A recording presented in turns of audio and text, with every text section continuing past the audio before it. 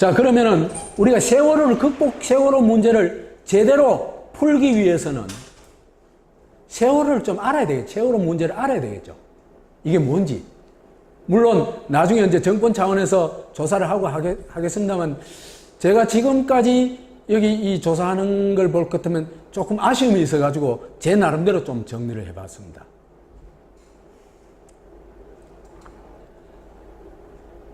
첫 번째로 세월호가 출발한 게 4월 15일이죠. 그리고 사고 일어난 게 그 이튿날 4월 16일, 2014년 4월 16일이죠. 근데 4월 15일 날 갑자기 바뀐 게 참 많은데, 그 중에 우리한테 참, 이상하다 싶은 감을 주는 게 세 가지 있습니다. 하나는, 김기춘은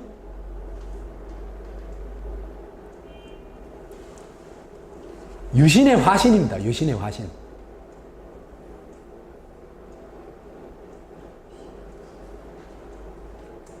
이 김기춘이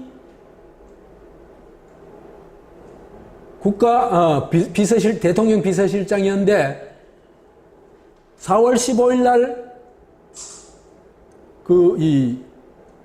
시행령을 바꿔가지고 국가안전보장회의법 시행령을 바꿔가지고 국가안전보장회의 상임위원으로 참석할 수 있도록 해줍니다.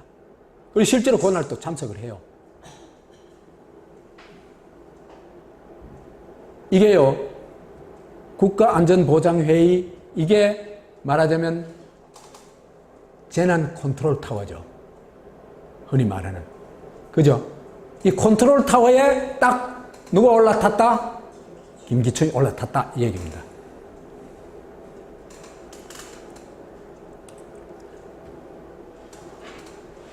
김기춘은 유신헌법을 초안한 사람이고, 중앙정보부 5국장, 이게 최악질이 맞는 자리입니다.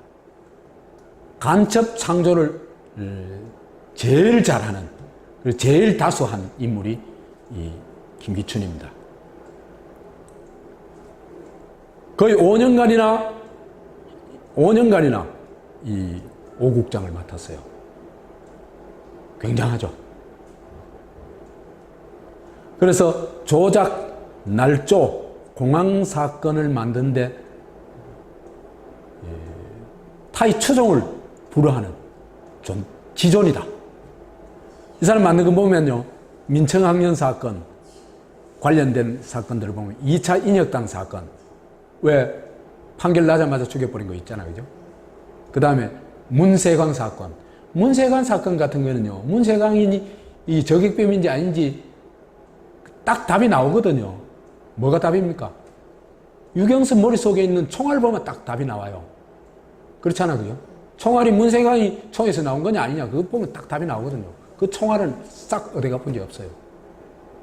그러고는 문세광을 이제 저격범으로 만들어내죠. 그 다음에 그 악명 높은 강기훈 유서 대필 사건. 한 사람의 인생을 이렇게 완전히 망쳐놨다. 그 다음에 초원 복집 사건. 이런 것들의 주도적인 역할을 하거나 여하튼 깊이 관련되어 있던 인물입니다. 그 다음에 또 하나, 4월 15일 날 놀라운 일은요, 1등 항해사 신정훈이라는 사람이 있는데, 이것도 이날 선언법 시행령을 개정해가지고 3조 6을 신설을 해요. 신설해가지고 선장의 선박 조종 지휘를 대행할 수 있는 직원을 규정을 해요. 거기에 1등 항해사를 집어넣습니다. 그 선장이 사실은 당연히 조종을 해야 되잖아요. 그런데 선장을 대신할 수 있는 제도를 만들어 놓는 거예요. 그런데 신정훈이라는 사람이 어떤 사람인지 몰라요, 사실은. 이거 반드시 추적해서 찾아내야 됩니다. 그 다음에 입사 그날 바로 세월호 1등 항해사로 투입이 됩니다. 34살에 세월호 1등 항해사가 되는 게 가능한지 잘 모르겠어요. 그 분야는. 이 1등 항해사인데 딴 사람은 40대더라고요.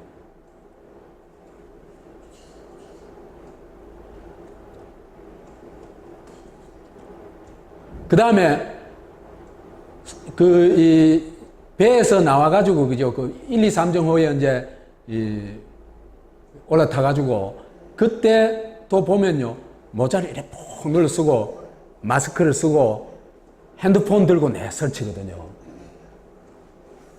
이거는 도저히 선언이라고 이해할 수 없는 행동이에요. 이 사람의 정체가 뭔지 밝혀내야 돼요. 그런데요, 그죠? 이 사람은 또 기소가 될 때 살인죄에서 제외가 됐대요. 그 다음 또 하나 희한한 거는 신정원을 바꿔치기 했는 의혹이 있어요.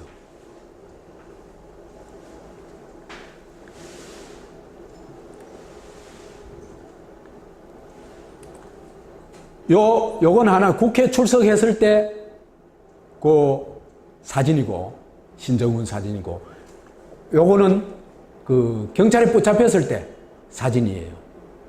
보면요, 전혀 딴 사람이에요. 귀가 전혀 다르잖아요. 그죠? 귀 모양을 바꿀 수 있어요? 그건 불가능하지. 그 다른 쪽 귀도 아니고 똑같은 귀 아니에요. 그죠? 같은 쪽 귀 아니에요. 전혀 다른 모습입니다. 이거는 뭐냐 하면은 신정호인은 빼돌리고 다른 사람으로 신정호인을 내세워가지고 국회 국정조사에 임했다는 얘기입니다. 국회의원들 정말 머저리들이에요. 이 사람 신분을 정확하게 추적을 해야 될 거 아니에요. 조사를 해야 될 거 아니에요.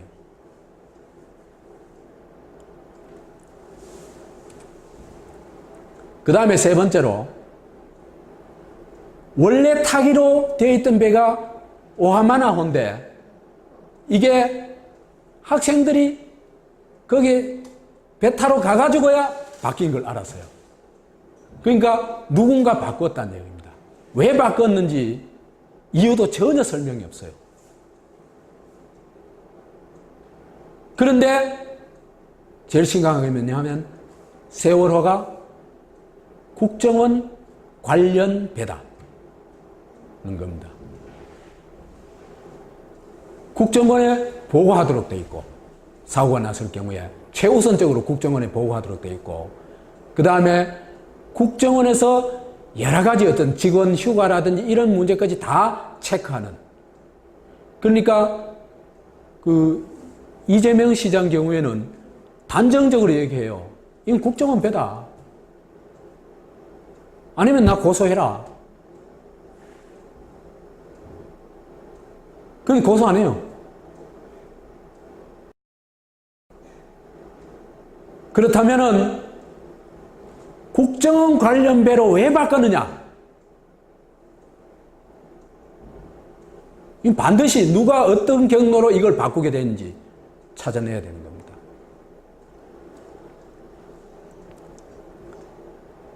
그 다음에 출항을 아주 무리하게 합니다. 화물 적재가요. 허가된 화물 적재량이 987톤인데 2216톤을 실었어요. 이것도 특조위 사람들이 발로 뛰어가지고 이 정확한 톤수를 측정한 겁니다. 2배 넘게 실은 거예요. 이게 왜 이랬을까? 날씨도 안 좋은데.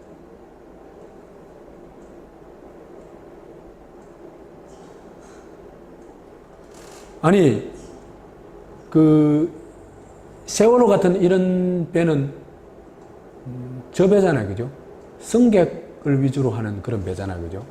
그런데 이 화물을 이렇게 막 실을 수 있느냐.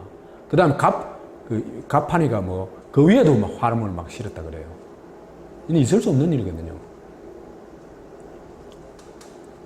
그 다음 또 하나 의문은 기상학화에도 출항이 예정되어 있던 선박 중 딴 배는 다 포기했는데 유일하게 출항을 했어요. 인천항마청에서, 인천해경에서 이 출항 허가를 한대요.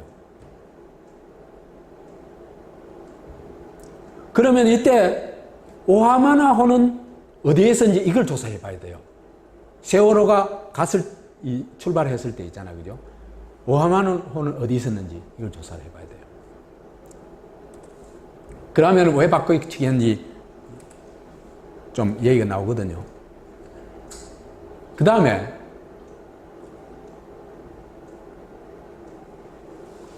파파이스 95회를 보니까요. 아침 8시, 4월 16일, 아침 8시 이후에 국내외에서, 그죠? 외국에도 다 조사를 했대요. 조사를 해봤더니, 세월호 AIS, 이게 선박 자동 식별 장치라는 건데, 이게 이제 자동으로 다 계속 되는데, 이거는 전원을 꺼버리면 당연히 꺼지겠죠. 그런데 이거는 끄지 않는 한은 고장 나거나 그렇지 않은데요. 왜 그러냐면 이건 절대적으로 중요한 거니까. 근데 이게 8시 이후에 싹 꺼져 버렸어요. 이거는 여러 증언들이 다 그래 나와요.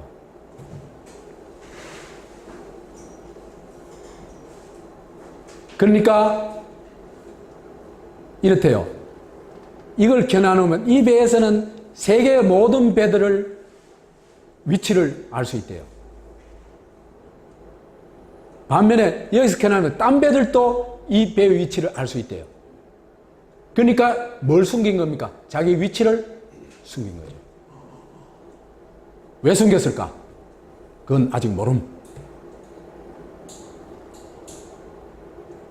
그런데 요 시간에 AIS가 꺼져 있을 시간에 해경한테는 누군가가 조작한 AIS를 쏴줬대요. 그러니까 사실은 배가 안 가고 있었는데 이 시간에 어떻게 됐냐 하면은 해경의 그 AIS에는 18노트로 달리는 거로 나와 있대요. 그러니까 이거는 거대한 팀이 있다는 얘기죠. 그죠? 전문가를 포함한 이걸 조작할 수 있는 거대한 팀이 있다는 얘기입니다.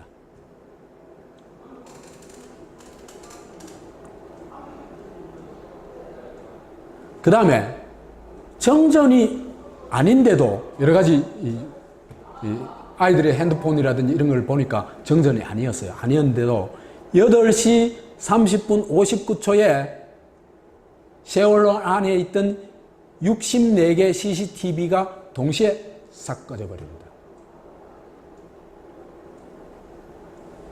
세월호 내부를 보여줄 수 없다 이거겠죠.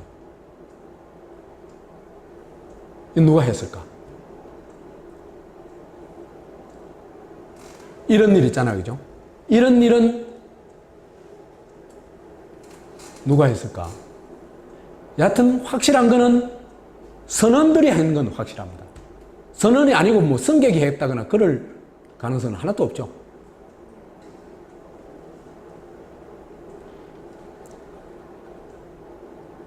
그래서 배를 도깨비 배로 만들고 선실을 깜깜이 선실로 만들었을까? 그 다음에 고의 침몰 의혹. 그렇게 가다가요, 이건 파파이스 81회에 나오는데 제가 볼 때는요, 한국의 주권자들이 필수적으로 시청해야 될 프로그램은 파파이스 81회라고 생각이 듭니다. 정말 이런 일에 어떤 열정을 쏟아넣고 있는 이 사람들에 대해서는 지금 진짜 존경의 마음이 저절로 나와요. 정말 정말 고맙습니다. 이런 생각이 들어요. 그 해공이 제공한 항적도를 검토를 해보니까 여기 항적도가 그죠? 뭐 제가 설명하기가 좀 어려우니까 이 관심 있는 분은 파파이스 81회를 보시기 바랍니다. 핵심은 이런 거예요. 병풍도에 초접근을 했다. 그 당시에 이 승객 중에 이 인천 제주를 아주 자주 왔다 갔다 하는 분이 있었어요. 그분의 이제 증언에 의하면 이렇게 배가 병풍도 가까이 간 적이 없대요.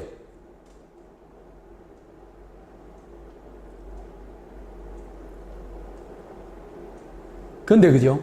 이거는 여기 이 세월호만 그랬던 게 아니에요. 옛날에 천안함 있죠? 천안함 때도 있잖아요. 백령도 주민들의 증언들을 보면요. 초계정이 저렇게 깊이 들어온 적이 없대요. 그거는 반드시 배가 그죠? 좌초할 수밖에 없는 지역이래요. 그냥 하지 말아야 될 짓들을 한 거거든요. 그래서 여기서 해석을 해보니까 그 항적도를 추적해가지고 해석을 해보니까 닻을 내리고 이게 배가 가라앉도록 하기 위해 가지고 전속력으로 달려가지고 그 밑에 해저산에 있잖아요. 그죠? 해저산 등고선에 부딪혀가지고 침몰시켰다. 이렇게 보는 겁니다.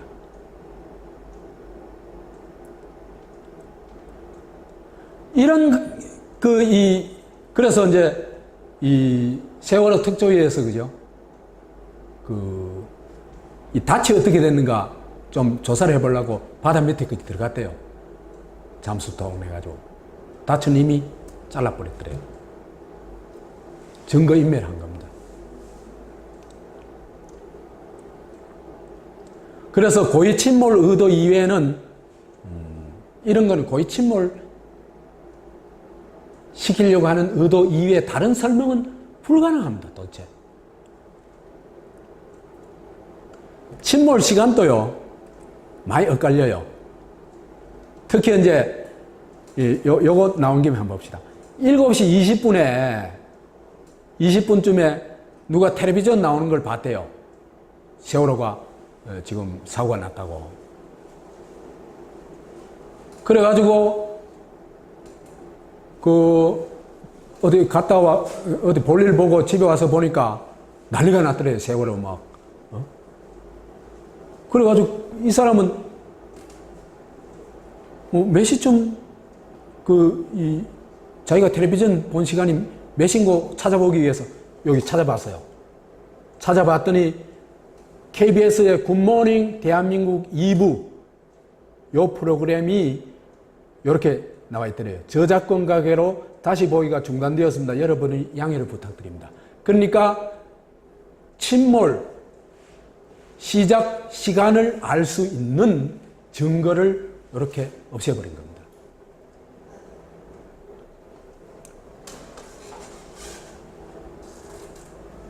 딴 데는 다 찾아보니까 다 있는데 딱 이 뉴스만 이렇게 되어 있더래요. 이 프로그램만.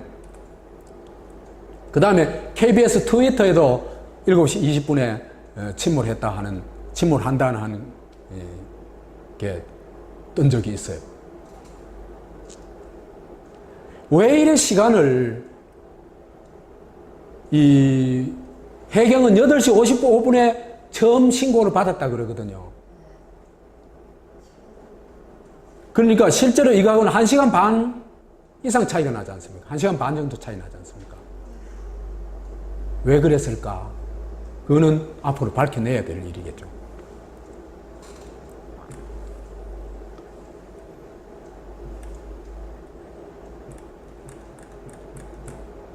그 다음에 이제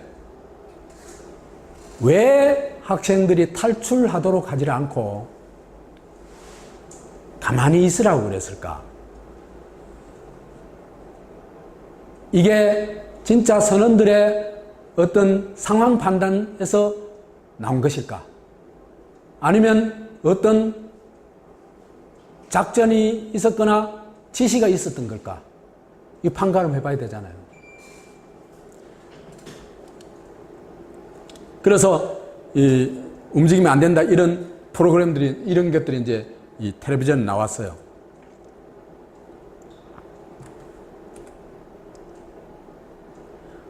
그래서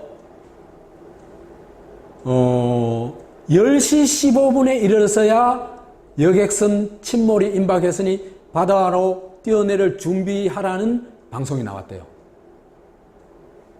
이때는 이미 늦었대요.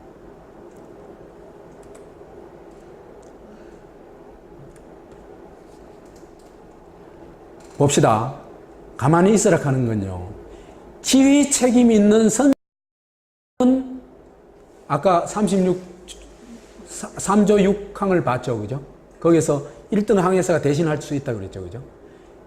아니면 대행자인 1등 항해사의 명령이 아니면 가만히 있으란 얘기는 할 수가 없죠. 그러면 누가 이런 지시를 내렸을까? 선장일까? 1등 항해사가 두 사람이 있었는데 강원식, 신정훈 이 두 사람 중에 하나일까?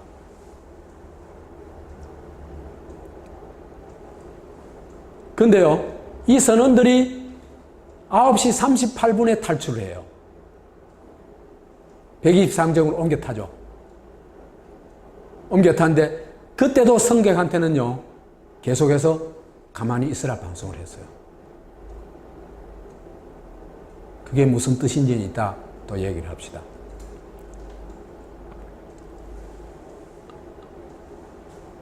그 다음에 선장 선언은 구하고 승객은 버려라. 이게 일종의 작전 같아요. 선장 등 선박직 15명은요, 전원 구조를 합니다.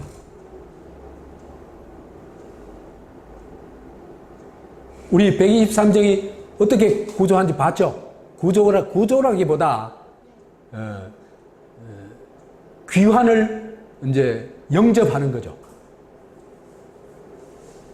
아니, 구조를 하려고 했던 배는 어디로 가야 됩니까? 뒤쪽에 가야 되죠. 근데 여기 가가지고 이 사람들 내려오는 걸 기다렸다는 얘기입니다. 그리고 이 사람들하고 약조가 돼 있었다는 얘기죠. 또 이 사람들이 팬티쇼까지 해요. 선장이 그 팬티 입고 나왔죠. 왜 그랬을까? 선원이 아닌 것처럼, 승객을 구조하는 것처럼 보이기 위하기 위해 가지고. 이 사람들은 그죠? 잔대가리를 굴리는데 그거는 웬만한 네티즌은 다 알아차릴 수 있는 수준의 사기를 치고 있는 거예요.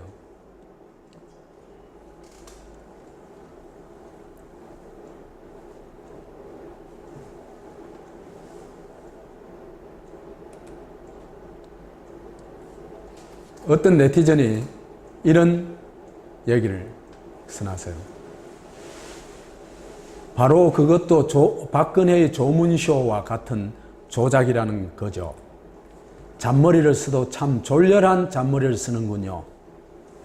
즉 나중에 왜 승객부터 구하지 않고 선원과 선장들을 먼저 구했냐고 문제될 때 사복을 입고 있어서 선원인가를 몰랐다고 변명 여지를 만들어 두고자 그런 쇼를 했다는 것이 김어준의 분석이다. 근데 실제로 그래 딱 답을 해요. 해경이 그런 답을 해요. 그래, 사복을 입고 있어가지고 선원 선장인지 몰랐다. 그래 변명을 해요.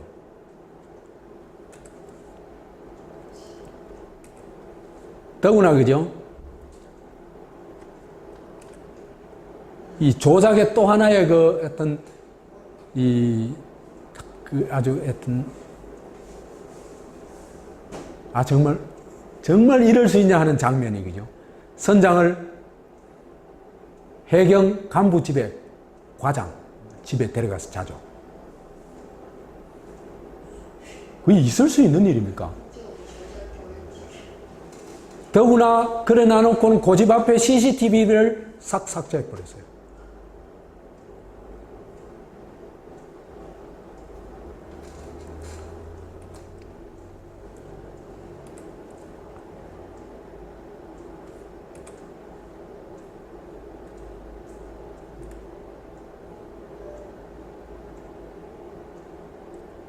그래서 이 어떤 네티즌이 이래 써놨어요. 기자가 왜 피의자를 경찰관 개인 집으로 데려갔냐고 물으니 피의자 보호를 위해 데려갔다.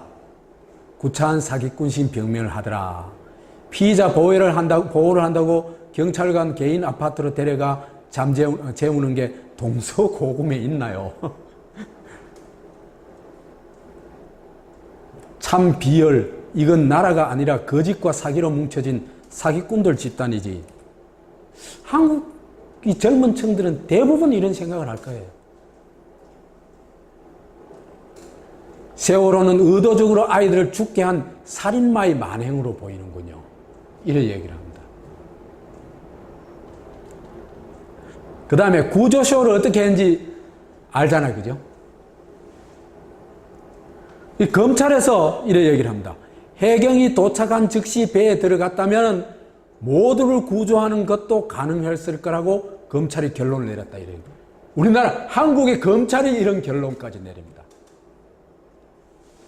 그 정부의 사냥개 노릇하는 검찰이 이렇게 결론을 내립니다.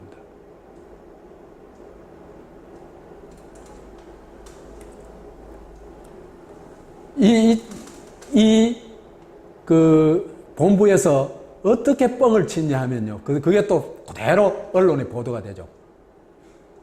17일 06시 현재 선박 169척 및 항공기 29대, 잠수요원 512명, 해경 283, 해군 229, 동원, 해수부 장관 밤생 수색 지시. 완전히 막 바다를 뒤덮은 것 같이 얘기하죠.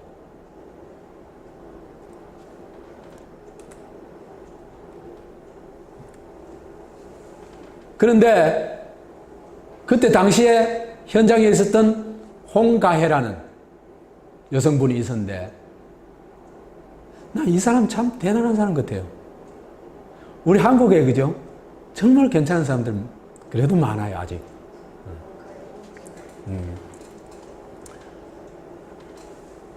MBN하고 인터뷰하면서 정부 관계자가 대충 시간이나 때우고 가라고 말했다.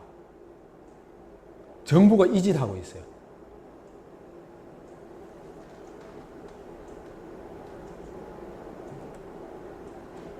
그래서 정부 관계자가 잠수하지 못하도록 막아서는 등 14시간 동안 구조 작업이 중단됐다고 증언하고 있어요. 그래가지고 홍가혜가 MBN에, 저도 이걸 봤거든요. MBN 화면에서 봤거든요. 그래가지고 막 그때부터 홍가혜를 정신병자로 만드느라고 이제 막 난리가 났어요. 그래가지고 구속됐죠. 결국은 무죄 판결이 나왔죠. 한 인간을 이렇게 괴롭힙니다. 제대로 양심을 가지고 활동하는 사람 이렇게 괴롭혀요.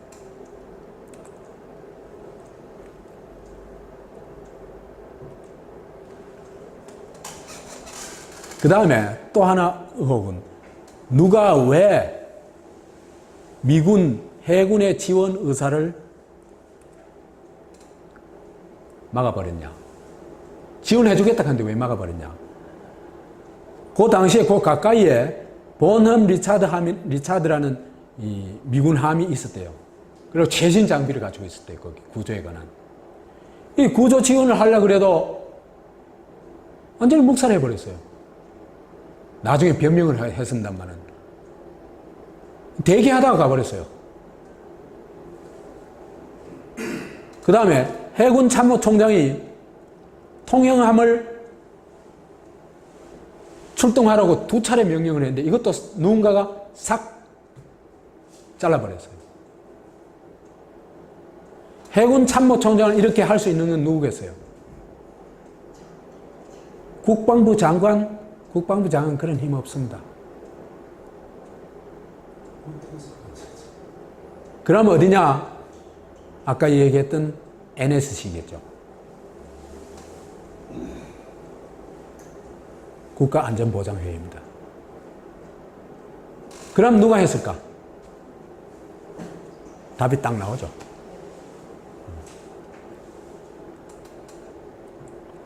그 다음에 집단 수장을 하려고 했다. 처음부터 계획이. 그래서 집단 수장 시나리오가 엿보여요.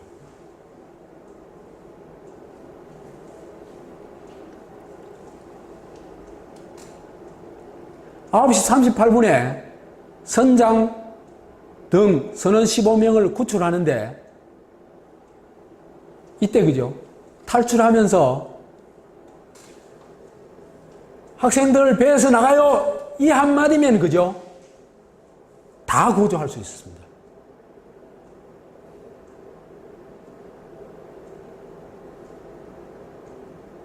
선원들이 그거 모를까요? 아니, 인간이 그거 모를까요?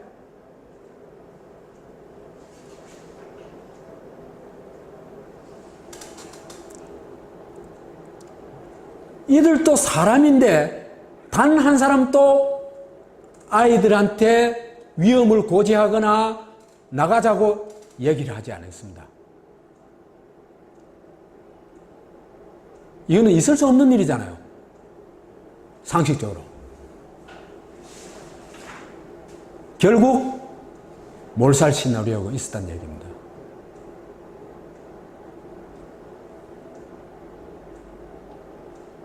그렇다면은 선원들도 있잖아요, 그죠? 배에서 나가자는 얘기를 하면은 바로 자기한테 위협이 오기 때문에 이런 말을 못 했겠죠. 그건 당연한 그렇게 추리할 수 아니겠습니까, 그죠? 그러니까 어마어마한 항거불능의 힘이 여기에 작용하고 있었다 얘기입니다.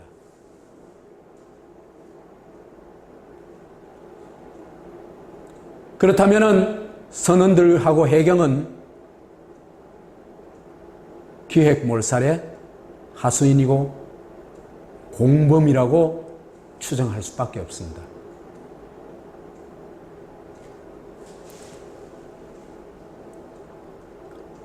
이 사진이 9시 40분에 찍은 사진이에요. 요거 말고도 사진이 여러 장 올라와 있어요. 이 뭡니까? 애들 지금 뭐 하고 있어요, 지금? 편안하게 있죠? 그렇죠, 그죠? 9시 38분에 선장하고는 이미 도망을 갔는데 9시 40분 얘들은 이렇게 태평스럽게 앉아 있어요.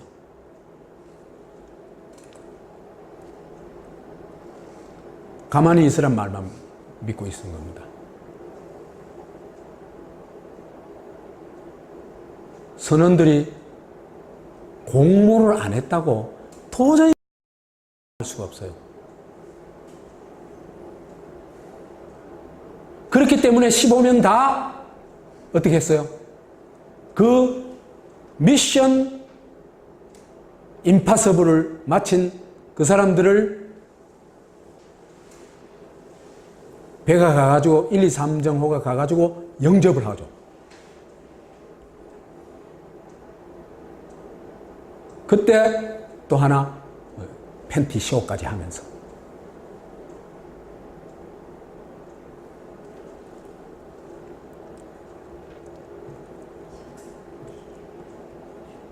세월호 기승전결 1년의 과정, 누군가 침몰 계획을 수립했다는 의심을 안 가질 수가 없어요. 왜? 배 바꿔친 거, 쭉 지금까지 얘기한 거로 봐가지고, 그죠? 그 다음에 두 번째 단계로 이 계획을 하고 난 다음에, 그 다음에 배를 바꿔치고 화물을 정말 아닌 말로 이빠이 두 이빠이 싣고 고의 침몰을 시키고 여기까지 2단계라고 얘기할 수 있습니다. 그 다음에는 집단 수장을 하죠. 구조를 못하게 합니다. 그래서 배가 아예 저 뒤쪽으로 가지도 않아죠. 구조하는. 거기에 누구만 있었습니까? 어선들이 가가지고 구조했죠. 그것도 그죠. 어선들도 배에 접근하는 정도밖에 안 되니까 위험을 느끼고 안에서 뛰쳐나온 애들 있잖아요. 그죠? 걔들만 산 겁니다. 가만히 있으라에 순응한 애들은 다 죽은 겁니다. 가만히 있으라를 거부한 아이들은 다 살았습니다.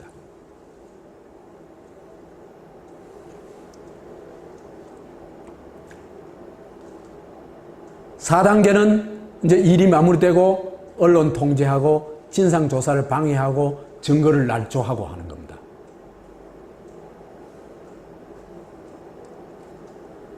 이 총괄을 누가 하겠냐? 한국에서 그죠? 이런 일의 총괄은요, 대통령 아니면 국정원장 아니면 이 두 사람 이외에는 이런 걸 총괄할 수 있는 사람이 없습니다. 불가능합니다. 위치로 봤을 때. 우선 1, 4단계 관리를 총괄 관리해야 되고, 미군의 지원 요청을 거부하고 해군 참모총장 명령을 묵살하고 선언과 해경을 완벽하게 통제할 수 있고, 이거는 막강한 절대 권력이 아니면 불가능하겠죠. 그렇겠죠? 거기다가 정부 민간기관에서 있잖아, 그죠? 이 파파이스를 보니까 쟤들이 아예 증거를 완전히 날조를 해요.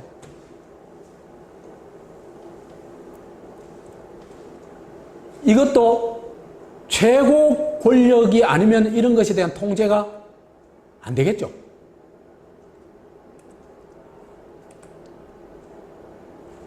이 세 가지를 총괄할 수 있는 위치는 하나는 대통령, 하나는 국정원장, 하나는 X. 뭔지 모르지만 X라는 위치도 있을 수 있습니다. 왜? 지금 얘기하려고 하는 대통령을 꼭두각시로 만들 수 있는 사람이면 그것도 가능하겠죠. 지가 대통령 노릇 할 테니까.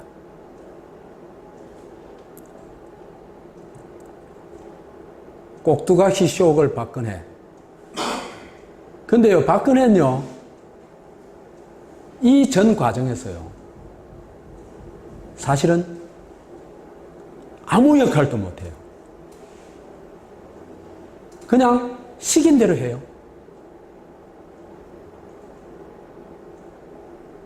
그 과정을 보면요, 참 한심한 나라라, 이런 나라가 어디 있을 수 있냐 싶은 한심한 생각도 들고, 박근혜가 처량하다는 생각도 들어요.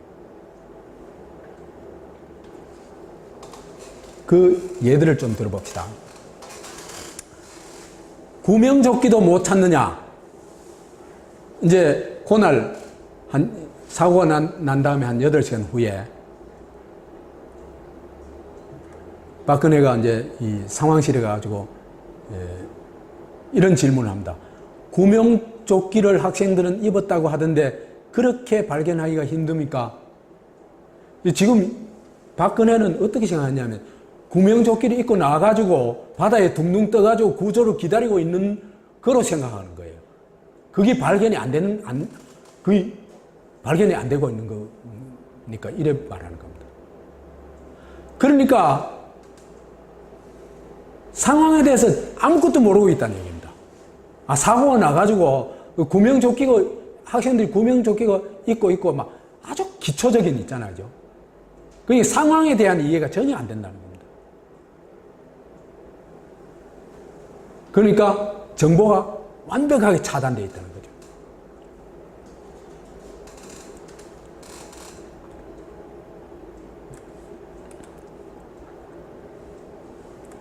그 다음에요. 이게 팽목항에 도착했을 때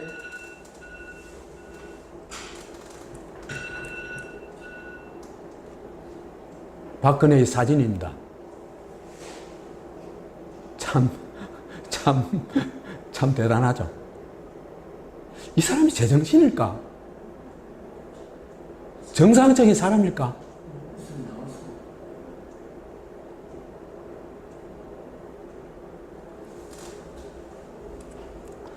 그런데 이제 또 쇼를 하는 거죠. 목포에 있는 방금 구조한 애를 있잖아요. 그죠? 애 이름이 뭐더라? 권지연.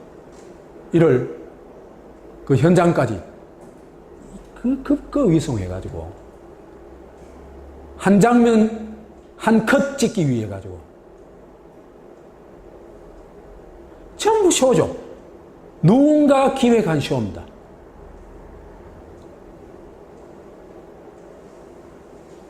정상적인 사회라면은 도저히 있을 수 없는 일이죠.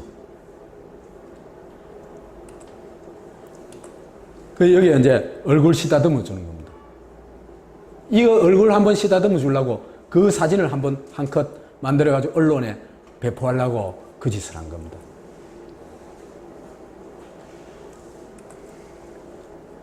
그 다음에 박근혜가 세월호 사건에서 깊은 애도의 정신을 가지고 있다는 걸 보여주기 위해서 조문을 또 연출합니다. 조문을 가가지고 이 할매는 청와대에서 교섭한 할매예요. 그래가지고 박근혜가 저쪽에서 가다가 이렇게 돌아오니까 이 뒤에서 사람이 탁 밀어가지고 그죠? 만나게 해주죠. 이런 쇼를 있잖아요. 그죠? 하고 있는 박근혜도 보면 그죠? 저 사람이 정상적인 사람일까 싶어요. 한 나라의 대통령인데 이런 쇼를 하고 앉아있다는 게 참 이해가 가요? 아니 자존심이 없나?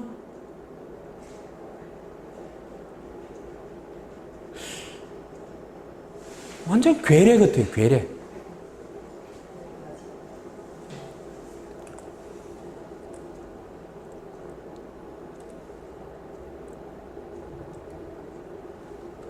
눈물쇼. 이 초를 딱 재보니까 32초 동안 눈을 안 깜빡거렸대요. 그러면 눈물이 저절로 나오게 되어 있대요. 근데 이 얼굴하고 팽목항에서 그 얼굴하고 그 웃는 모습하고 너무나 대조적이죠. 정말 현장에 가가지고 그 아픈 현장에 가가지고는 그렇게 해맑게 웃고 기자회견 할 때는 이렇게 하고. 그런데요, 또 아주 재미있는 장면이 있어요.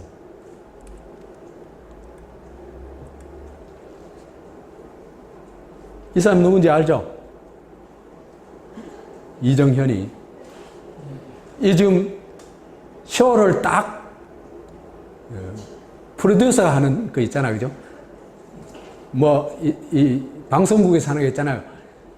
그 박수 치락하고 뭐 하락하고 다 하여튼 조작하잖아. 우리나라 방송 진짜 심각해요. 우리나라 방송에는요, 그 사람의 주권성을 인정을 안 해요. 전부 저가 필요한 있잖아. 그죠? 그 화면을 만들기 위해 가지고 조작해요. 여기도 맨 그렇죠. 소화하는 거지. 연출을 지시했던지.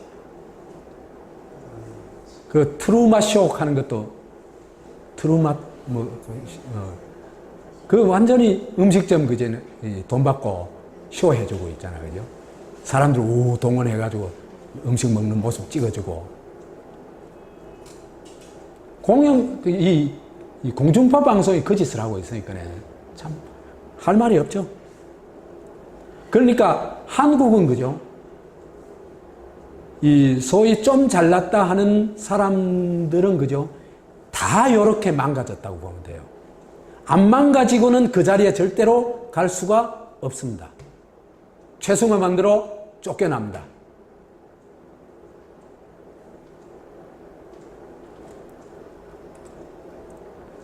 그 다음에 유병헌을 잡아라고 박근혜가 나섰죠. 팔부도 거치고 나섰죠. 그래서 상식적으로 도저히 납득할 수 없고 용납할 수 없는 살인과도 같은 행위다. 이렇게 얘기를 했거든요. 아니, 이 대통령이 지금 무슨 그 하나님이야, 판사야.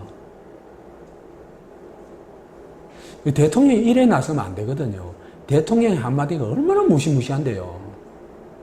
그럼 이게는 뭐냐면 쟤를 살인자로 죽여라 이 얘기거든요.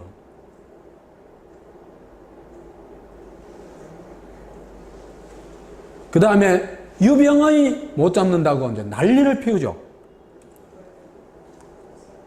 그래서 이거 신고보상금 유병헌한테 5억 원 걸고 그 아들한테 1억 원 걸고 그죠? 기억나죠? 그 다음에 반상회 했던 게 기억나죠? 전국 반상회 그것도.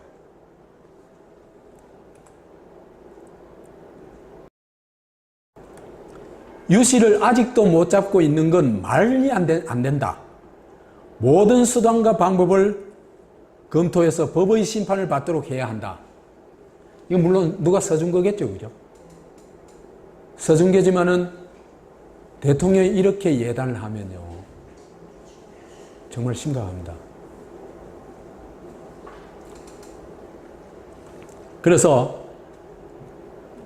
이런 사태를 보고 검찰 고위 간부 출신의 한 변호사는 지금까지 밝혀진 횡령 배임 혐의만으로는 오히려 자범에 가까운 유병헌을 잡기 위해 군 투입도 모자라 임시반상회 운운하는 것은 코미디라며 정부의 비이성적인 대처는 국민을 불안케 하고 박근혜 정부가 구시대적이라는 나쁜 이미지를 심어줄 수 있다. 이렇게 얘기를 해요. 그래도 점잖게 얘기했구만요. 그래서 이 식의 싸움은요, 사실은 누구 싸움이냐 하면요, 유병헌과 김기춘의 싸움이었어요. 누가 죽느냐? 그 싸움이었거든요. 그래서 구원파와 유신파의 싸움이다. 이렇게 볼 수도 있습니다.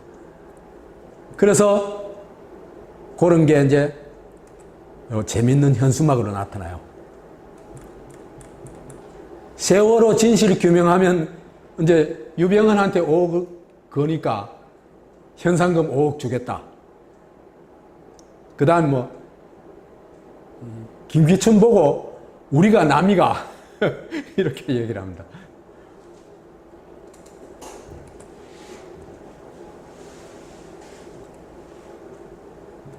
그래서 이런 대통령을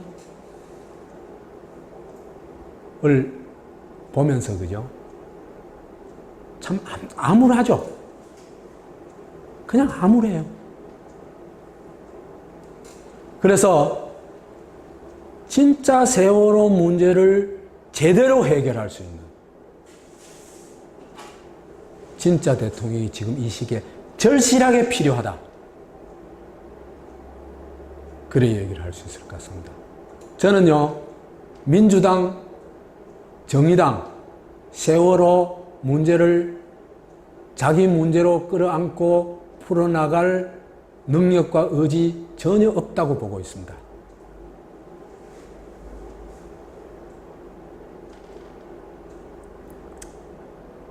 세월호 실사구시에 헬조선 탈출이 길이 있다.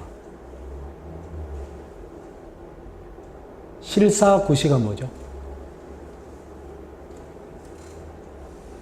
사실을 조사하고 해석해가지고 옳은 것을 구한다. 이 얘기입니다. 그래서 세월호의 진상조사를 통해가지고 세월호가 안고 있었던 문제들을 정말 제대로 해결한다. 이런 뜻입니다. 저는 한국에 있어서 그죠? 제일 중요한 것이 실사굿이라고 생각을 해요. 한국은요, 가라공화국이에요. 가라공화국. 가라가 판을 쳐요. 가라가 판을 치는 어떤 극단적인 예가 이번에 또 나왔죠. 뭐 나왔습니까? 크리에이티브 코리아. 크리에이티브 프랑스를 딱 이제 프랑스를 코리아로 딱 바꿔가지고 그래 해놔놓고 표절 아니다 그러고 참 어이가 없어요. 그 다음에 기업이고 어디고 가라가 판치지 않는 곳이 없습니다. 진실이 있는 곳이 없습니다. 한국에. 그래서 그죠? 그 또 하나의 압권이 뭐였냐 하면요. 표지가리 저서라는 겁니다.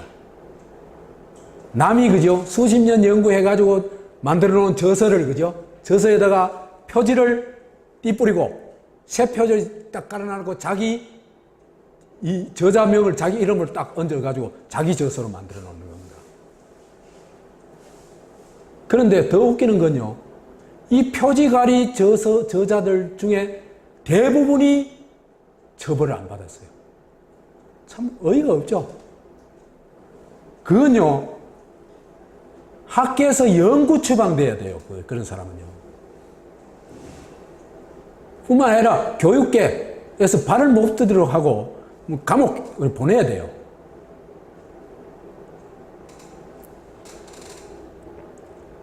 이런 나라니까 저는 모든 문제에 있어가지고 실사구시의 정신이 한국을 바로 세우는 핵심 과제다. 이렇게 생각을 합니다. 그래서 우리 세월호도 한번 실사구시를 해보자.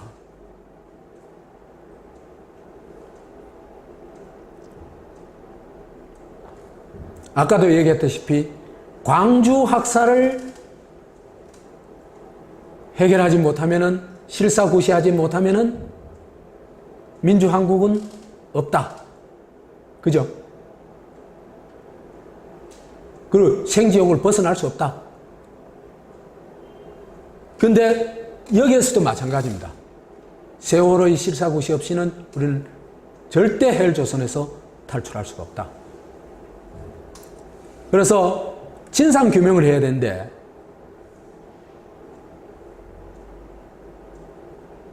진상규명을 통해 가지고 수괴 짐작 가는 사람 좀 있죠.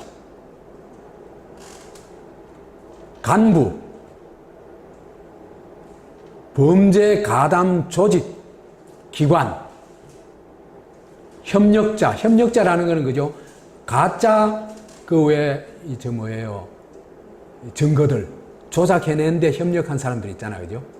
그죠? 이 정부기관이든지 이 민간기관이든지 있어요. 그 사람들. 정부의 하수인이 돼가지고. 아무것도 힘들어요. 예. 이 사람들까지 전부 진실규명을 해가지고 찾아내야 됩니다. 그 다음에 처벌과 조치를 해야 되는데 고위침몰 기획수장은 사실은 그죠? 나치보다도 더 비인간적이에요. 생각해 보세요. 15명의 선언이 나오면서 그죠? 그 사람들 조금 있으면 죽을 거 다 알잖아요. 근데 그냥 나온다니 그게 말이 돼요? 해경들이 있잖아요. 그죠? 그 창문에 애들이 나와 있었잖아요. 그걸 외면한다는 게 말이 돼요? 인간이 아니에요.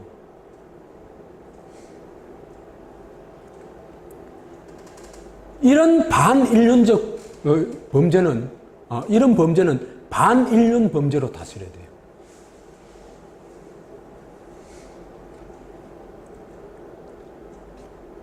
그래서 최소한 나치 청산 수준의 처벌과 조치가 필요하다. 국가정보와는 지금까지 연관성으로만 봐도 당연히 해체를 해야 됩니다. 혁파를 해야 됩니다. 혁파. 그 다음에 또 하나는 실사구시에서 있잖아요. 그죠? 정말 세월호 문제의 진정한 해결은 뭐겠어요? 이런 사람의 생명과 생명을 보호하고 안전을 보장하는 거겠죠. 그래서 사람 안보 시스템을 구축하는 것이야말로 세월호 문제의 근원적 해결책이다. 이런 얘기를 할 수 있을 것 같습니다.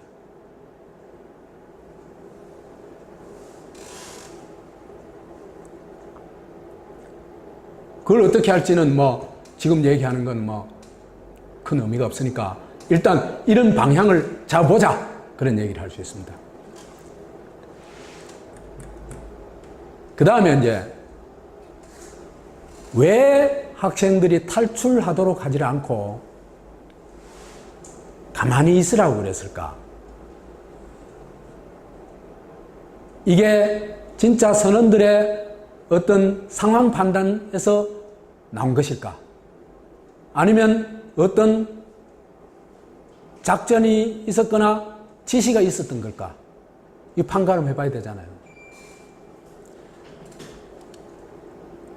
그래서 이 움직이면 안 된다 이런 프로그램들이 이런 것들이 이제 이 텔레비전에 나왔어요.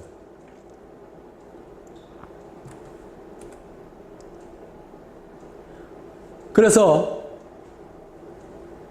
10시 15분에 이르러서야 여객선 침몰이 임박했으니 바다로 뛰어내릴 준비하라는 방송이 나왔대요. 이때는 이미 늦었대요.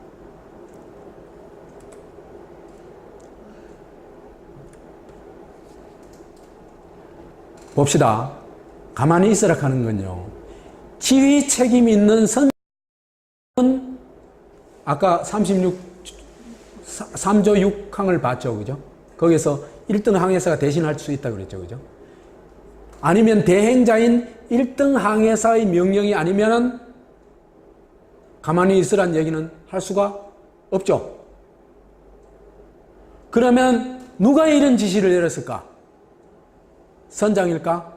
1등 항해사가 두 사람이 있었는데 강원식, 신정훈 이 두 사람 중에 하나일까?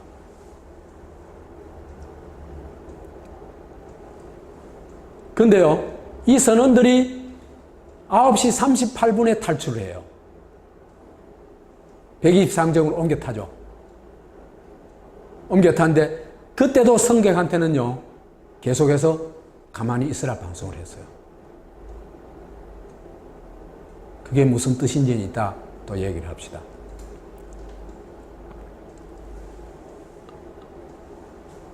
그 다음에 선장 선언은 구하고 승객은 버려라.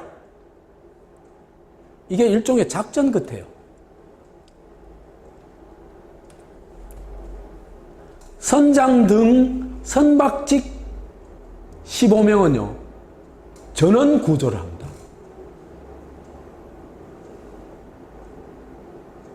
우리 123정이 어떻게 구조하는지 봤죠? 구조라기보다 귀환을 이제 영접하는 거죠. 아니, 구조를 하려고 했던 배는 어디로 가야 됩니까? 뒤쪽에 가야 되죠. 근데 여기 가가지고 이 사람들 내려오는 걸 기다렸다는 얘기입니다. 그리고 이 사람들하고 약조가 돼 있었다는 얘기죠. 또 이 사람들이 팬티쇼까지 해요. 선장이 그 팬티 입고 나왔죠. 왜 그랬을까? 선원이 아닌 것처럼, 승객을 구조하는 것처럼 보이기 위하기 위해 가지고. 이 사람들은 그죠?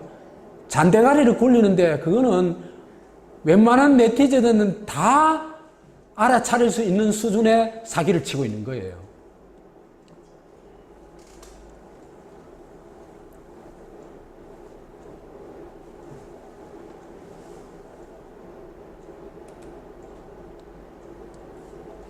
어떤 네티즌이 이런 얘기를 써놨어요. 바로 그것도 박근혜의 조문쇼와 같은 조작이라는 거죠.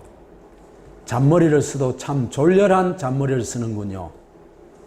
즉 나중에 왜 승객부터 구하지 않고 선원과 선장들을 먼저 구했냐고 문제될 때 사복을 입고 있어서 선원인가를 몰랐다고 변명 여지를 만들어 두고자 그런 쇼를 했다는 것이 김어준의 분석이다.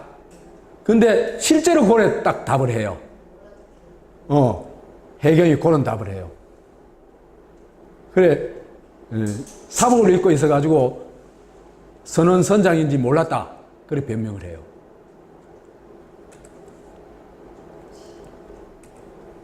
더구나 그죠? 이 조작의 또 하나의 그 어떤 아주 어떤 정말 이럴 수 있냐 하는 장면이 그죠? 선장을 해경 간부 집에 과장 집에 데려가서 자죠. 그게 있을 수 있는 일입니까? 더구나 그래 놔놓고는 그 집 앞에 CCTV를 싹 삭제해버렸어요.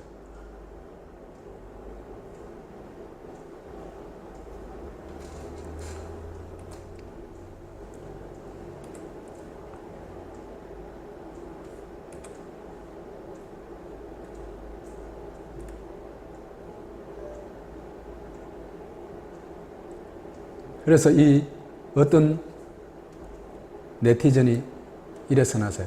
기자가 왜 피의자를 경찰관 개인 집으로 데려갔냐고 물으니 피의자 보호를 위해 데려갔다. 구차한 사기꾼식 병명을 하더라. 피의자 보호를 한다고 경찰관 개인 아파트로 데려가 잠 재우는 게 동서고금에 있나요? 참 비열. 이건 나라가 아니라 거짓과 사기로 뭉쳐진 사기꾼들 집단이지. 한국 이 젊은 층들은 대부분 이런 생각을 할 거예요. 세월호는 의도적으로 아이들을 죽게 한 살인마의 만행으로 보이는군요. 이런 얘기를 합니다. 그 다음에 구조쇼를 어떻게 했는지 알잖아요. 그죠? 이 검찰에서 이런 얘기를 합니다. 해경이 도착한 즉시 배에 들어갔다면 모두를 구조하는 것도 가능했을 거라고 검찰이 결론을 내렸다. 이래요. 우리나라 한국의 검찰이 이런 결론까지 내립니다. 그 정부의 사냥개 노릇하는 검찰이 이렇게 결론을 내립니다.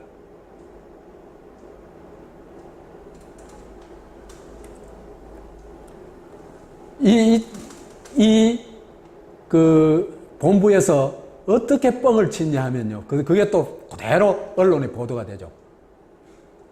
17일 06시 현재 선박 169척 및 항공기 29대, 잠수요원 512명, 해경 283, 해군 229, 동원, 해수부 장관 밤샘 수색 지시.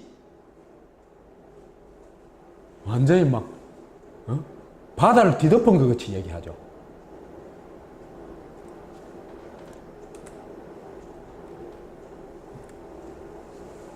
그런데 그때 당시에 현장에 있었던 홍가혜라는 여성분이 있었는데 나 이 사람 참 대단한 사람 같아요. 우리 한국에 그죠? 정말 괜찮은 사람들 그래도 많아요 아직.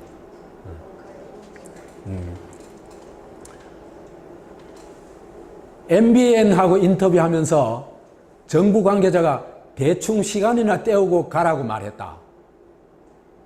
정부가 이 짓 하고 있어요.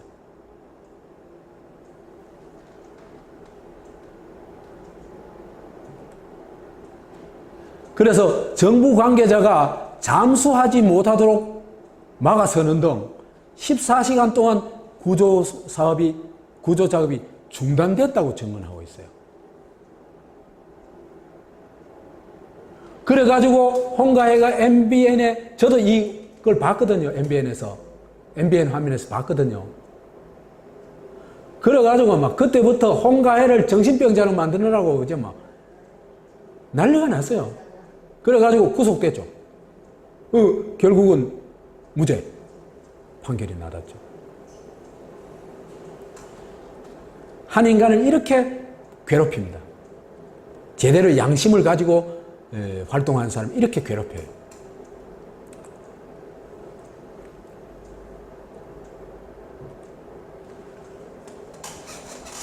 그 다음에 또 하나 의혹은 누가 왜 미군 해군의 지원 의사를 막아버렸냐. 지원해주겠다 하는데 왜 막아버렸냐. 그 당시에 그 가까이에 본험 리차드라는 이 미군 함이 있었대요. 그리고 최신 장비를 가지고 있었대요. 거기 구조에 관한. 이 구조 지원을 하려고 그래도 완전히 묵살해버렸어요. 나중에 변명을 했습니다만은. 대기하다가 상황에 대한 이해가 전혀 안 된다는 겁니다. 그러니까 정보가 완벽하게 차단되어 있다는 거죠.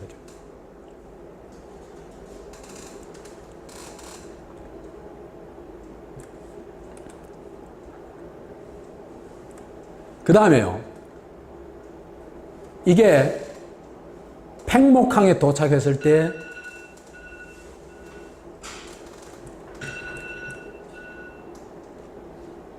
박근혜의 사진입니다. 참 대단하죠. 이 사람이 제정신일까? 정상적인 사람일까?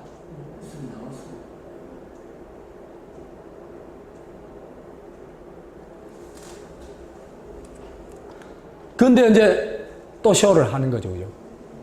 목포에 있는 방금 구조한 애를 있잖아. 그죠? 애 이름이 뭐더라? 권지연. 이를 그 현장까지 그 위송해가지고 한 장면 한 컷 찍기 위해 가지고 전부 쇼죠. 누군가 기획한 쇼입니다.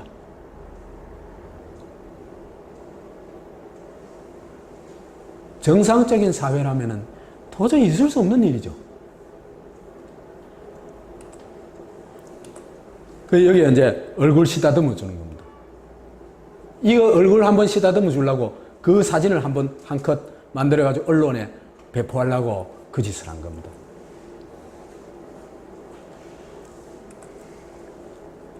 그 다음에 박근혜가 세월호 사건에서 깊은 애도의 정신을 가지고 있다는 걸 보여주기 위해서 조문을 또 연출합니다. 조문을 가가지고 이 할매는 청와대에서 교섭한 할매예요. 그래가지고 박근혜가 저쪽에서 가다가 이렇게 돌아오니까 이 뒤에서 사람이 탁 밀어가지고 그죠? 만나게 해주죠. 이런 쇼를 있잖아, 그죠? 하고 있는 박근혜도 보면 그죠? 저 사람이 정상적인 사람일까 싶어요. 한 나라의 대통령인데 이런 쇼를 하고 앉아있다는 게 참 이해가 가요? 아니, 자존심이 없나?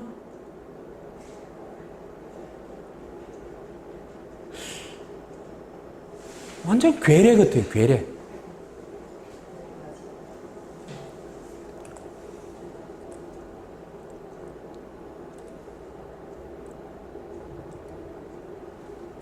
눈물쇼.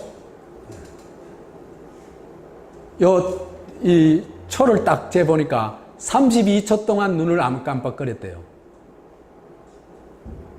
그러면 눈물이 저절로 나오게 되어 있대요. 근데 이 얼굴하고 팽목항에서 그 얼굴하고 그 웃는 모습하고 너무나 대조적이죠.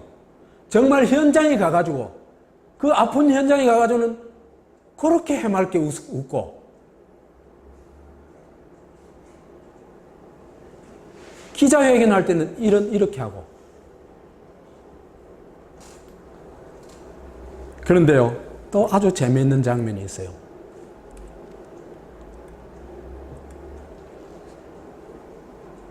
이 사람 누군지 알죠? 이정현이. 이 지금 쇼를 딱 프로듀서가 하는 거 있잖아요, 그죠? 방송국에서 하는 거 있잖아요. 그 박수 치락하고 뭐 하락하고 막 다 막 얕은 조작하잖아. 우리나라 방송 진짜 심각해요. 우리나라 방송에는요, 그 사람의 주권성을 인정을 안 해요. 전부 저가 필요한 있잖아, 그죠? 그 화면을 만들기 위해 가지고 조작해요. 여기도 맨 그렇죠. 소화하는 거지. 영틀을 지시해버리지. 그 트루마 쇼 하는 것도 트루마 그 완전히 음식점 그제는 돈 받고 쇼 해주고 있잖아, 그죠? 사람들 우 동원해가지고 음식 먹는 모습 찍어주고 공영 이 공중파 방송이 그 짓을 하고 있으니까 참 할 말이 없죠. 그러니까 한국은 그죠? 이 소위 좀 잘났다 하는 사람들은 그죠? 다 이렇게 망가졌다고 보면 돼요. 안 망가지고는 그 자리에 절대로 갈 수가 없습니다.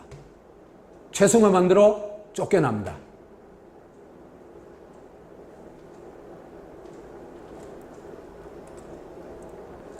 그 다음에 유병헌을 잡아라고 박근혜가 나섰죠. 팔부도 거치고 나섰죠. 그래서 상식적으로 도저히 납득할 수 없고 용납할 수 없는 살인과도 같은 행위다. 이렇게 얘기를 했거든요. 아니, 이 대통령이 지금 무슨 그 하나님이야, 판사야. 대통령이 이래 나서면 안 되거든요. 대통령의 한마디가 얼마나 무시무시한데요. 그럼 이게는 뭐냐면 쟤를 살인자로 죽여라 이 얘기거든요.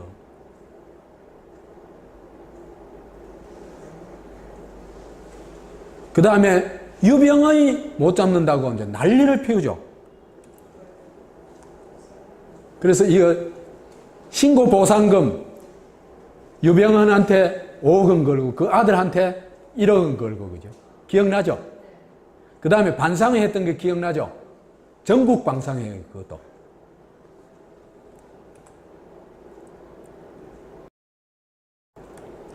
유 씨를 아직도 못 잡고 있는 건 말이 안 된다.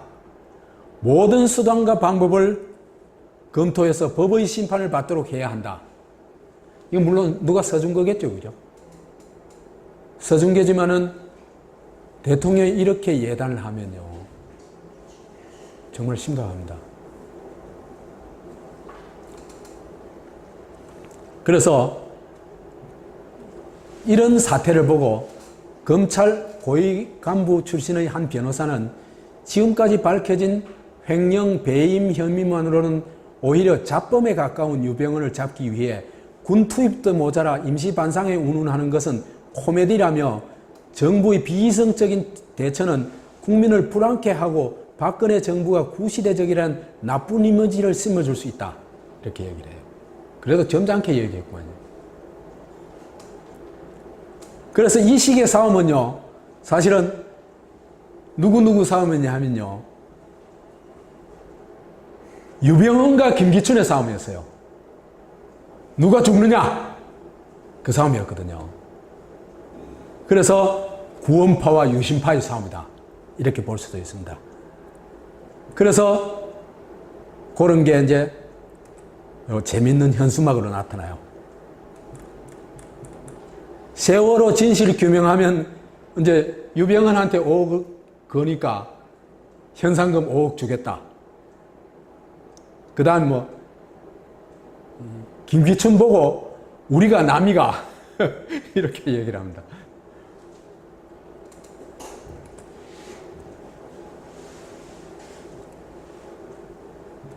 그래서 이런 대통령을 보면서 그죠? 참 암울하죠? 그냥 암울해요. 그래서 진짜 세월호 문제를 제대로 해결할 수 있는 진짜 대통령이 지금 이 시기에 절실하게 필요하다. 그래 얘기를 할 수 있을 것 같습니다. 저는요, 민주당, 정의당 세월호 문제를 자기 문제로 끌어안고 풀어나갈 능력과 의지 전혀 없다고 보고 있습니다.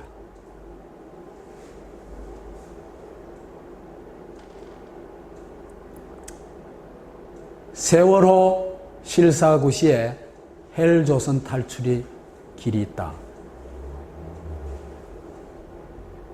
실사구시가 뭐죠? 사실을 조사하고 해석해가지고 옳은 것을 구한다. 이 얘기입니다. 자, 그러면은 우리가 세월호 문제를 제대로 풀기 위해서는 세월호를 좀 알아야 되겠죠. 세월호 문제를 알아야 되겠죠. 이게 뭔지. 물론 나중에 이제 정권 차원에서 조사를 하고 하겠습니다만 제가 지금까지 여기 이 조사하는 걸 볼 것 같으면 조금 아쉬움이 있어가지고 제 나름대로 좀 정리를 해봤습니다.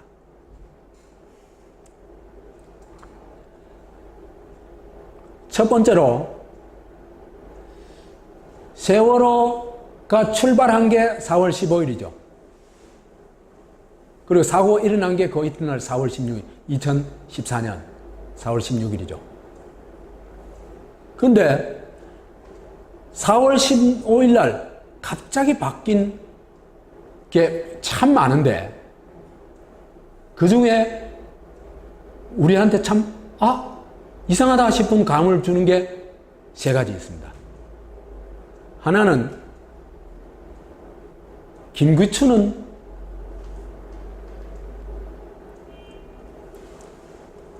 유신의 화신입니다. 유신의 화신.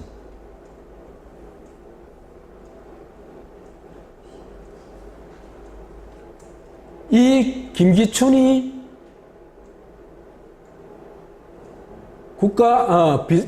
대통령 비서실장이었는데 4월 15일 날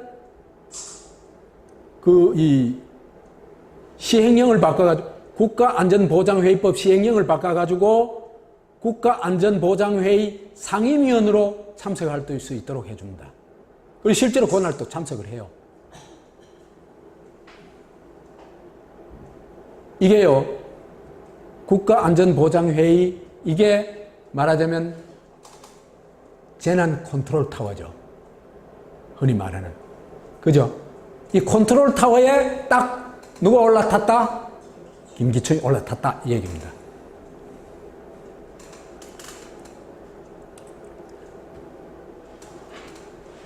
김기춘은 유신헌법을 초안한 사람이고 중앙정보부 5국장, 이게 최악질이 맞는 자리입니다. 간첩 창조를 제일 잘하는, 그리고 제일 다수한 인물이 이 김기춘입니다. 거의 5년간이나 이 5국장을 맡았어요. 굉장하죠. 그래서 조작, 날조, 공항 사건을 만드는데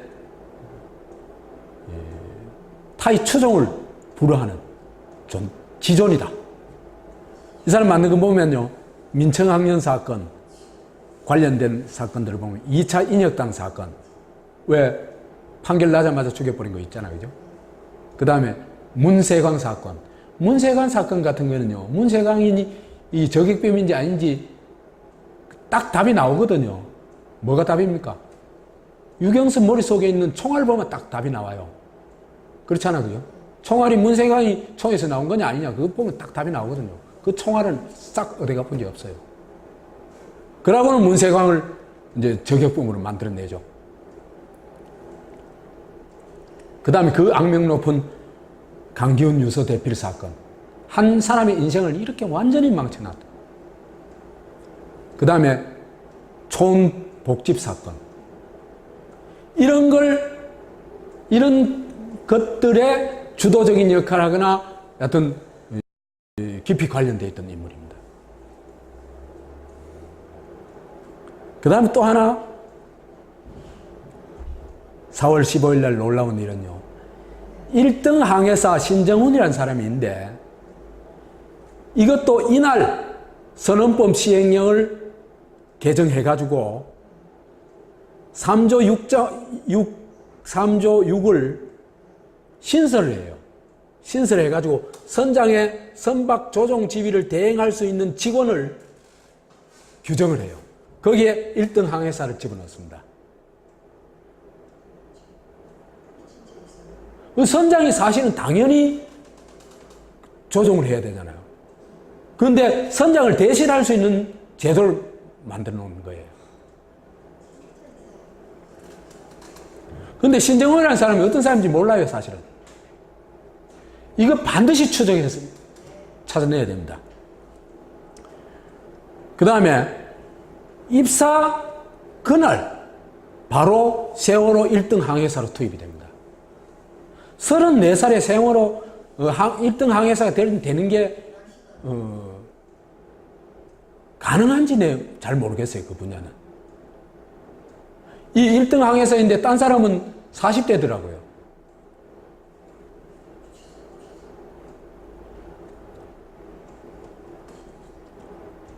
그 다음에 이 배에서 나와가지고 그죠, 그 1, 2, 3정호에 이제 올라타가지고 그때 또 보면요, 모자를 이렇게 푹 눌러 쓰고 마스크를 쓰고 핸드폰 들고 설치거든요. 이거는 도저히 선언이라고 이해할 수 없는 행동이에요. 이 사람의 정체가 뭔지 밝혀내야 돼요. 그런데요, 그죠? 이 사람은 또 기소가 될 때 살인죄에서 제외가 됐대요. 그다음 또 하나 희한한 거는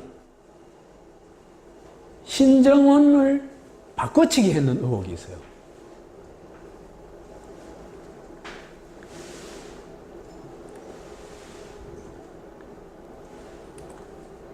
요건 하나 국회 출석했을 때 그 사진이고, 신정훈 사진이고, 요거는 그 경찰에 붙잡혔을 때 사진이에요. 보면요, 전혀 딴 사람이에요. 귀가 전혀 다르잖아요, 그죠? 귀 모양을 바꿀 수 있어요? 그건 불가능하죠.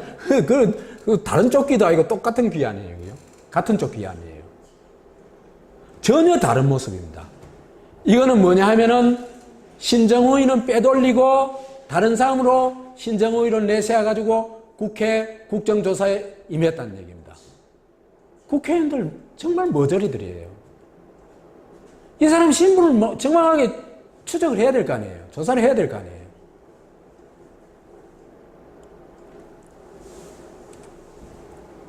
그 다음에 세 번째로, 원래 타기로 되어 있던 배가 오하마나호인데 이게 학생들이 거기 배 타러 가가지고야 바뀐 걸 알았어요. 그러니까 누군가 바꿨다는 얘기입니다. 왜 바꿨는지 이유도 전혀 설명이 없어요. 그런데 제일 심각한 게 뭐냐면 세월호가 국정원 관련 배다는 겁니다. 국정원에 보고하도록 돼 있고, 사고가 났을 경우에 최우선적으로 국정원에 보고하도록 돼 있고, 그 다음에 국정원에서 여러 가지 어떤 직원 휴가라든지 이런 문제까지 다 체크하는. 그러니까 그 이재명 시장 경우에는 단정적으로 얘기해요. 이건 국정원 배다. 아니면 나 고소해라. 그건 고소 안 해요.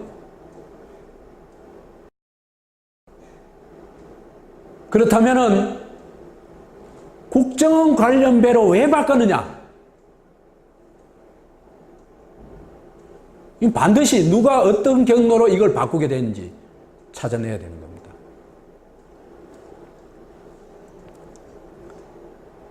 그 다음에 출항을 아주 무리하게 합니다. 화물 적재가요, 허가된 화물 적재량이 987톤인데 2216톤을 실었어요. 이것도 특종의 사람들이 발로 뛰어가지고 이 정확한 톤수를 측정한 겁니다. 2배 넘게 쉬는 거예요. 이게 왜 이랬을까? 날씨도 안 좋은데.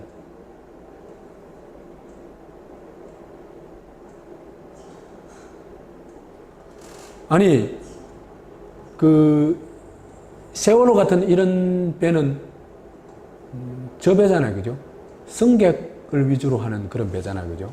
그런데 이 화물을 이렇게 막 실을 수 있느냐. 그 다음 갑판이가 그 위에도 막 화물을 막 실었다 그래요. 이는 있을 수 없는 일이거든요. 그 다음 또 하나 의문은 기상악화에도 출항이 예정되어 있던 선박 중 딴 배는 다 포기했는데 유일하게 출항을 했어요. 인천해경에서 이 출항 허가를 한대요. 그러면 이때 오하마나호는 어디에서인지 이걸 조사해 봐야 돼요. 세월호가 출발했을 때 있잖아요. 그죠?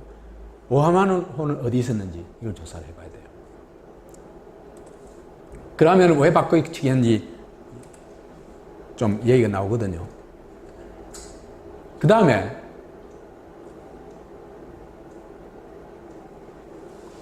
파파이스 95회를 보니까요. 아침 8시, 4월 16일, 아침 8시 이후에 국내외에서, 그죠? 외국에도 다 조사를 했대요. 조사를 해봤더니, 세월호 AIS, 이게 선박 자동 식별 장치라는 건데, 이게 이제 자동으로 다 계속 되는데, 이거는 전원을 꺼버리면 당연히 꺼지겠죠. 그런데, 이거는 끄지 않는 한은 고장 나거나 그렇지 않은데요.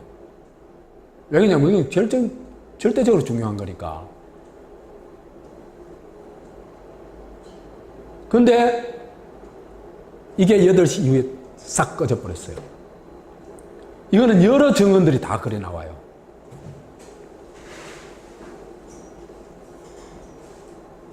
그러니까 이렇대요. 이걸 겨나놓으면 이 배에서는 세계의 모든 배들을 위치를 알 수 있대요. 반면에 여기서 겨나놓으면 딴 배들도 이 배의 위치를 알 수 있대요. 그러니까 뭘 숨긴 겁니까? 자기 위치를 숨긴 거죠. 왜 숨겼을까? 그건 아직 모름. 그런데 요 시간에 AIS가 꺼져 있을 시간에 해경한테는 누군가가 조작한 AIS를 쏴줬대요. 그러니까 사실은 배가 안 가고 있었는데 이 시간에 어떻게 됐냐 하면은 해경의 그 AIS에는 18노트로 달리는 걸로 나와 있대요. 그러니까 이거는 거대한 팀이 있다는 얘기죠. 그죠? 전문가를 포함한 이걸 조작할 수 있는 거대한 팀이 있다는 얘기입니다.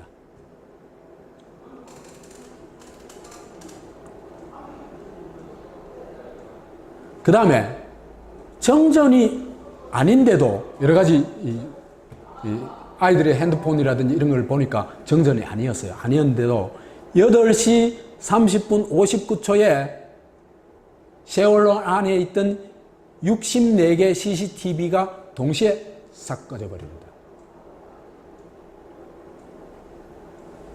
세월호 내부를 보여줄 수 없다 이거겠죠. 누가 했을까? 이런 일 있잖아요. 그죠? 이런 일은 누가 했을까? 여하튼 확실한 거는 선원들이 한 건 확실합니다. 선원이 아니고 승객이 했다거나 그럴 가능성은 하나도 없죠.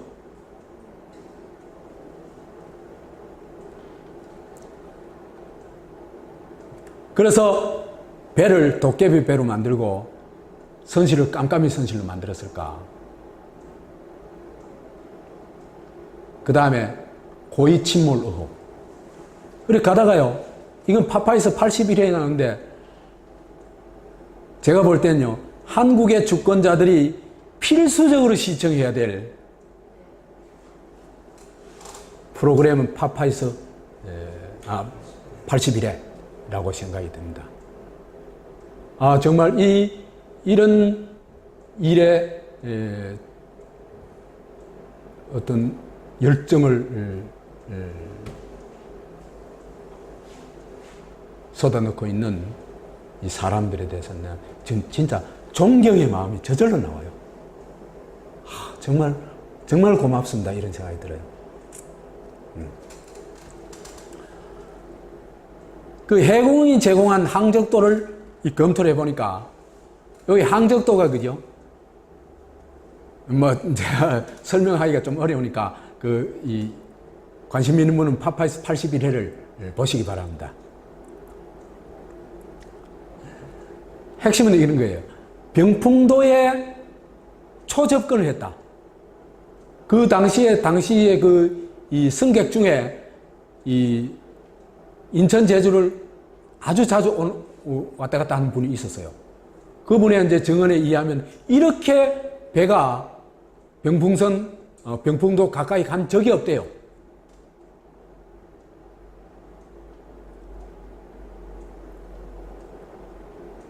근데 그죠? 이거는 여기 이 세월호만 그랬던 게 아니에요. 옛날에 천안함 있죠? 천안함 때도 있잖아요. 백령도 주민들의 증언들을 보면요, 초계정이 저렇게 깊이 들어온 적이 없대요. 그거는 반드시 배가 그죠? 좌초할 수밖에 없는 지역이래요. 그냥 하지 말아야 될 짓들을 한 거거든요. 그래서 여기서 해석을 해보니까, 그 항적도를 추적해가지고 해석을 해보니까, 닻을 내리고, 이게 배가 깔아앉도록 하기 위해 가지고, 전속력으로 달려가지고, 그 밑에 해저산에 있잖아요. 그죠? 해저산 등고선에 부딪혀가지고, 침몰시켰다. 이렇게 보는 겁니다.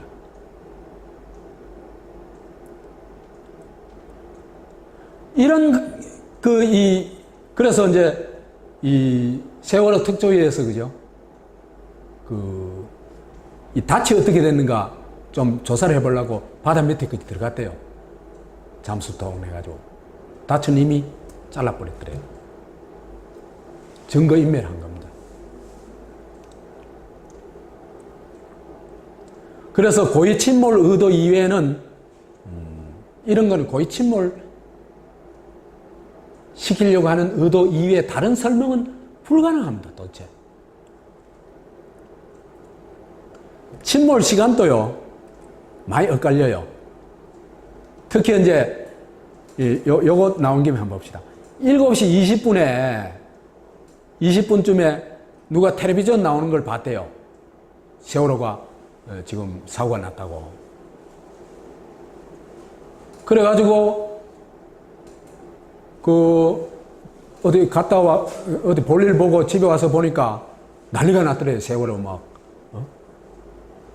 그래가지고 이 사람은 몇 시쯤 자기가 텔레비전 본 시간이 몇 시인고 찾아보기 위해서 여기 찾아봤어요. 찾아봤더니 KBS의 굿모닝 대한민국 2부 요 프로그램이 이렇게 나와 있더래요. 저작권 가계로 다시 보기가 중단되었습니다. 여러분의 양해를 부탁드립니다. 그러니까 침몰 시작 시간을 알 수 있는 증거를 이렇게 없애버린 겁니다.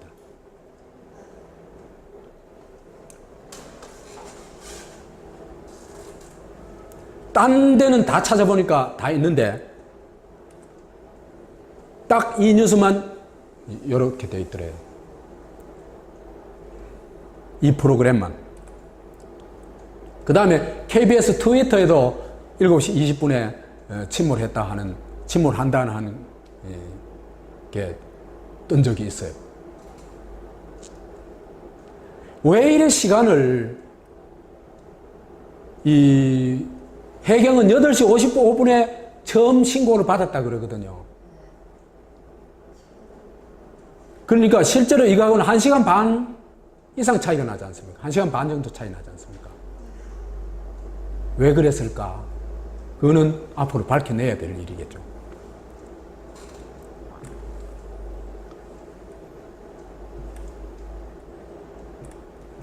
가버렸어요.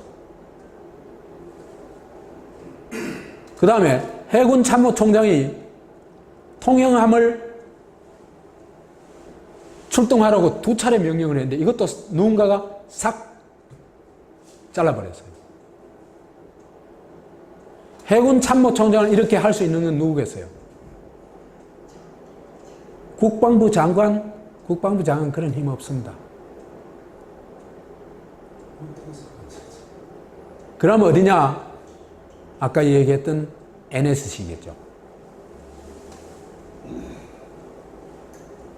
국가안전보장회의입니다. 그럼 누가 했을까? 답이 딱 나오죠.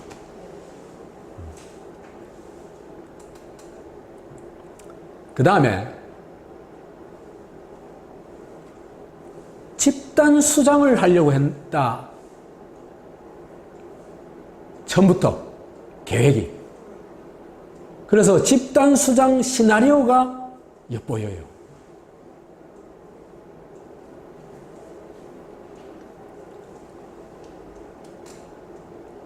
(9시 38분에) 선장 등 선원 15명을 구출하는데 이때 그죠? 탈출하면서 학생들 배에서 나가요! 이 한마디면 그죠? 다 구조할 수 있었습니다.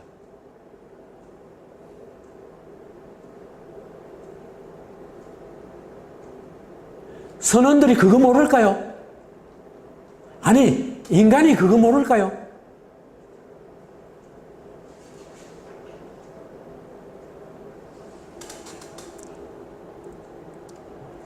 이들도 사람인데 단 한 사람도 아이들한테 위험을 고지하거나 나가자고 얘기를 하지 않았습니다. 이거는 있을 수 없는 일이잖아요. 상식적으로. 결국 몰살 시나리오가 있었다는 얘기입니다.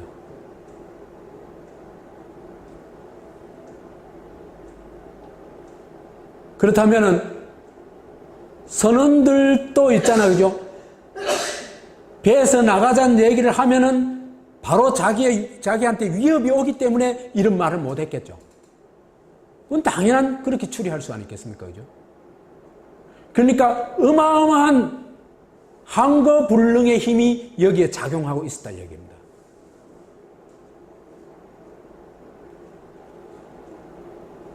그렇다면은 선원들하고 해경은 기획 몰살의 하수인이고 공범이라고 추정할 수밖에 없습니다.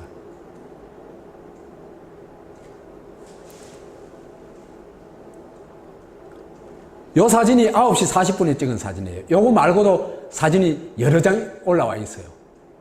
이 뭡니까? 애들 지금 뭐 하고 있어요, 지금? 편안하게 있죠? 그렇죠, 그죠?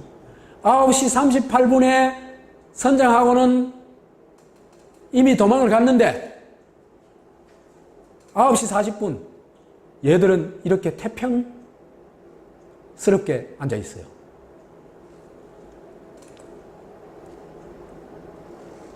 가만히 있으란 말만 믿고 있는 겁니다. 선원들이 공모를 안 했다고 도저히 할 수가 없어요.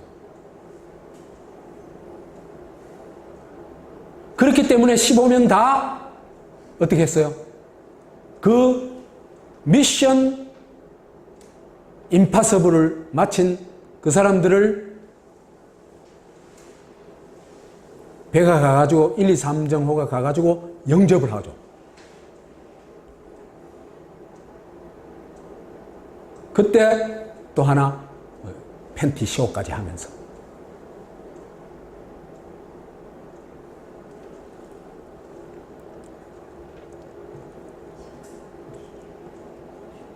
세월호 기승전결 1년의 과정. 누군가 침몰 계획을 수립했다. 는 의심을 안 가질 수가 없어요. 왜? 배 바꿔 친 거, 뭐, 쭉 지금까지 얘기한 거로 봐가지고, 그죠? 그 다음에 두 번째 단계로,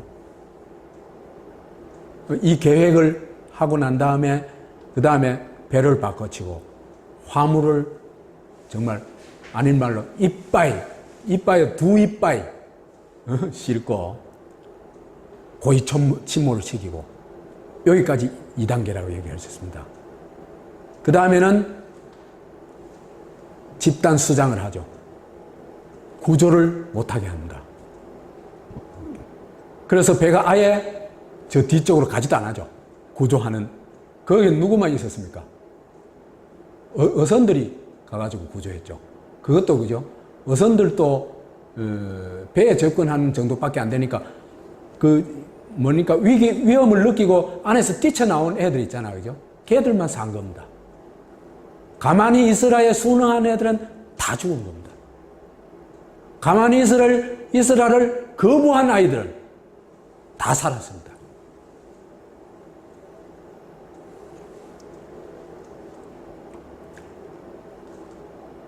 (4단계는) 이제 일이 마무리되고 언론 통제하고 진상조사를 방해하고 증거를 날조하고 하는 겁니다.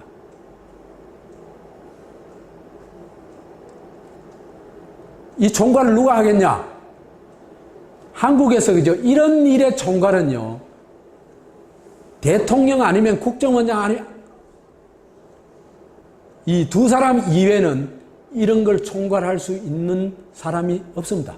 불가능합니다. 위치로 봤을 때.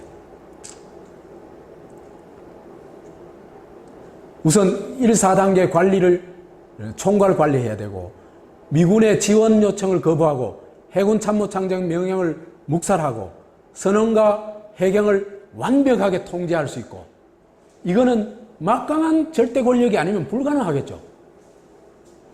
그렇겠죠?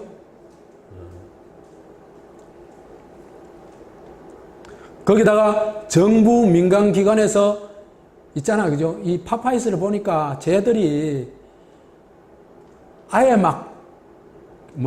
증거를 완전히 날조를 해요.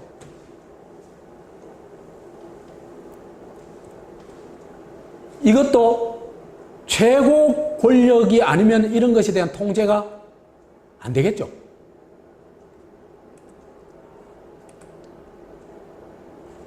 이 세 가지를 총괄할 수 있는 위치는 하나는 대통령, 하나는 국정원장, 하나는 X. 뭔지 모르지만 X라는 위치도 있을 수 있습니다. 왜? 지금 얘기하려고 하는 대통령을 꼭두각시로 만들 수 있는 사람이면 그것도 가능하겠죠. 지가 대통령 노릇 할 테니까.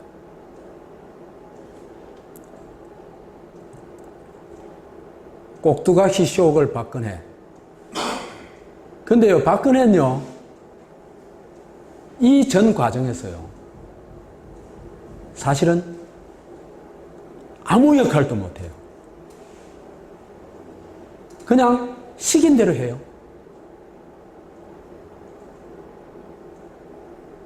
그 과정을 보면요, 참 한심한 나라라, 이런 나라가 어디 있을 수 있냐 싶은 한심한 생각도 들고, 박근혜가 처량하다는 생각도 들어요. 그 예들을 좀 들어봅시다. 구명조끼도 못 찾느냐? 이제 그날 사고가 난 다음에 한 8시간 후에 박근혜가 이제 이 상황실에 가가지고 이런 질문을 합니다. 구명조끼를 학생들은 입었다고 하던데 그렇게 발견하기가 힘듭니까? 지금 박근혜는 어떻게 생각하냐면, 구명조끼를 입고 나와가지고 바다에 둥둥 떠가지고 구조를 기다리고 있는 거로 생각하는 거예요. 그게 발견이 안 되는, 그게 발견이 안 되고 있는 거니까 이래 말하는 겁니다. 그러니까 상황에 대해서 아무것도 모르고 있다는 얘기입니다. 사고가 나가지고 구명조끼가, 학생들이 구명조끼가 입고 막 아주 기초적인 있잖아요.